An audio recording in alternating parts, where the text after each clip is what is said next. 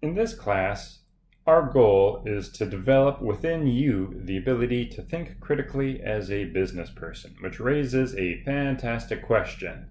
What the heck is critical thinking? You've probably heard about critical thinking. Teachers like a total buzzword. Teachers say it all the time, but what does it actually mean? Right?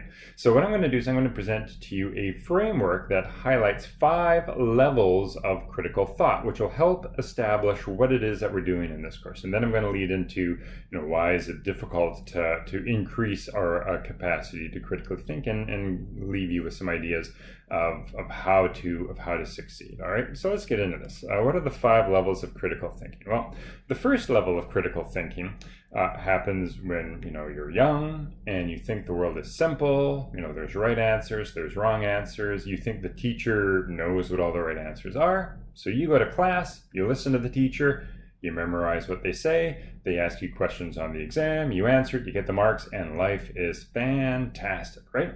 But then you start to grow up and you go out in the world and you start to realize that there's a lot of situations where we don't actually know what the right answers are. Or there's other situations where there are multiple different answers that are kind of right. And you start to realize that, the world isn't black and white. It's not so simple. There's a lot of shades of gray. And so instead of knowing the right answer, instead, you need to have an opinion.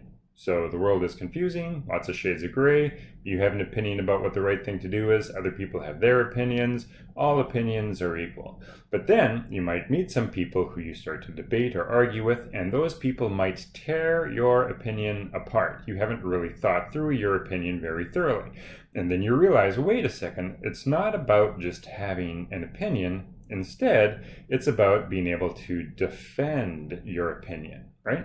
So at this stage, you start to do research to come up with some data and some stats that really defends your opinion so that you can hold your own when you're debating with somebody else, right? But then you continue on in your life and you might realize that, hey, wait a second, there's other people who have opinions that are very different from mine, yet their opinions are very well defended. I can defend my opinions, but this other person's opinions are very well defended too. And then you start to realize, wait a second, it's not about having an opinion.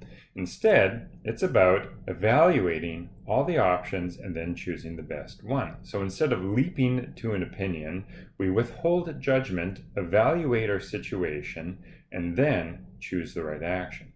But then we realize, hey, the thing that looks like the right action today might have long-term consequences that aren't so good. So what do? We elevate ourselves to the 5th level of critical thinking, where we consider all outcomes in the short term and the long term. And then with that big view, we choose the best outcome, or we choose the best option, right? So these are the 5 levels of critical thinking. And what we find is that around midway through university, at around 2nd or 3rd year, most of our students exhibit critical thinking of level 2 and level 3. So that's where most students are in North America, about midway through their university program. Now, our goal in the School of Business is that by the time you graduate, we want our graduates to be operating at level 4 and level 5 levels of critical thinking. And the purpose of this course is a transition course. We are going to be transitioning you from levels 2 and 3 of critical thinking into level 4 of critical thinking. So instead of just having an opinion and defending it, we want you to withhold judgment. We don't want you to have an opinion at all. We want you to withhold judgment until after you've evaluated the situation and looked at all the options, and only then do you come up with a recommendation, right? So that's what's happening here. We're transitioning you from levels 2 and 3 into levels 4. So why is this so difficult? Well, the reason why it's difficult is because we're asking your brain to do something that it's never actually had to do before. Now, in order for the brain to do something that it's never done before, the brain has to build new neural pathways inside of your head. It's a physical change that happens in your brain. Your brain has to build new infrastructure to house these new thoughts. And you can actually see this. They've done studies where, like MRI studies and brain scans, and you can actually see this infrastructure being built, right? So this can happen, but you know what? It takes a little bit of time. It takes a little bit of persistence, but it totally happens. It happens all the time. The human brain was made to do this, right? So you can do this, right? That doesn't say it just takes time and persistence. So what are some signs that you're poised for a breakthrough? What are some signs that you're sort of like up at the edge of one level of critical thinking and you're about to break through to the next? Well, the first sign is frustration. You're probably feeling frustrated because you're struggling, right? And you're probably doing everything right. You're doing everything right. You're working hard. You're doing everything that you used to do that used to make you successful, but you're not getting the grades that you're used to, right? Because your brain is struggling to build the infrastructure to do this new level of thinking. And so it's frustrating while this is happening, right? Another thing that you'll see is like when you're sort of at these transition points, you'll start to be getting some instructions and some feedback from your teachers that don't make sense, right?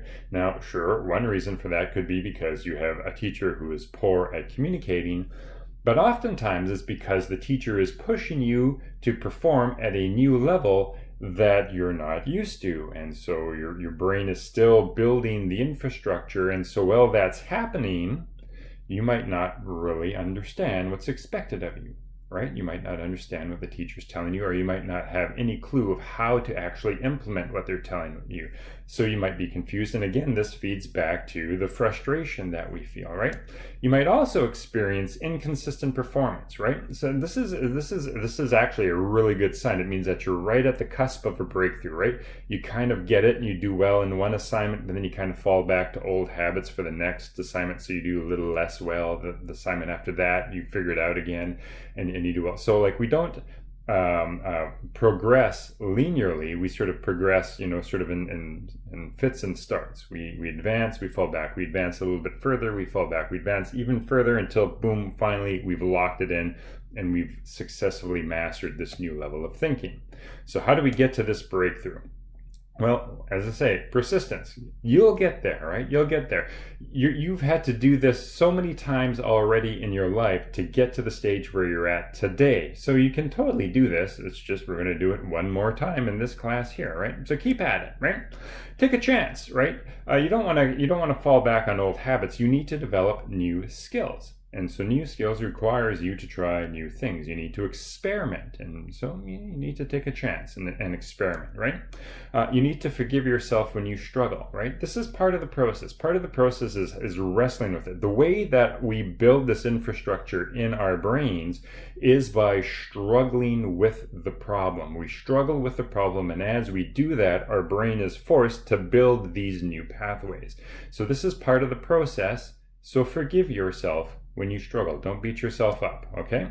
Build on your successes. Don't just focus on the negative. Focus on the things that you're doing well and build on that. Learn from your fellow classmates because they're going through the exact same thing you are. And so when one of your classmates has a little breakthrough, learn from that. When you have a breakthrough, teach it to your fellow classmates to help reinforce your learning, okay? And most importantly, well, not most importantly, but something that's often ignored is like use your teacher. Your teacher is there as a resource, so use them, right? Use their office hours, email them. If they're giving you feedback and you're confused about it, if they're giving you instructions and you don't understand them, talk to your teacher. Ask them to explain. And oftentimes through these more individual conversations, you can achieve these breakthroughs. So hopefully that gives you some insights into what we're doing here and why it's hard, and maybe some of the things that you can do to ensure your success. And you know what? Keep working at it. You're going to get there. You're going to do this.